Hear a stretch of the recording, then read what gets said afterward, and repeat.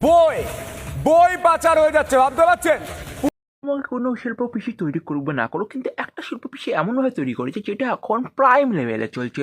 আর কিছুদিন পরে এই শিল্পটা বিহারকেও ছাপিয়ে দেবে। तू समझा? हाँ। नहीं, तू समझा नहीं। গায়েব হয়ে গেছে চিড়িয়াখানা থেকে 351টি প্রাণী। বলেন কি? তুমি একবার ডিপলি চিন্তা করে দেখো, এটা কি মারা যায়? না, এটা কি মারা যায়?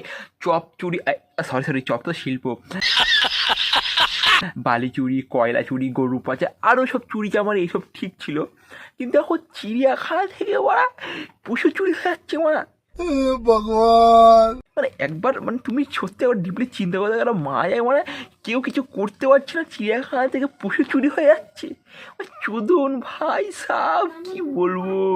এই বাংলায় বালি কয়লার মতো পাচার হয়ে যায়, বই বই পাচার হয়ে যাচ্ছে, ভাবতে পারছেন?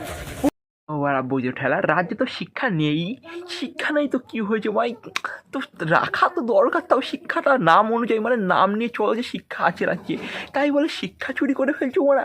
শিক্ষা নেই বলে শিক্ষাই চুরি করে ফেলবে ভাই। চো মারা কি বলবো, আর কত কি দেখতে হবে প্রাইম লেভেল এখন চুরির।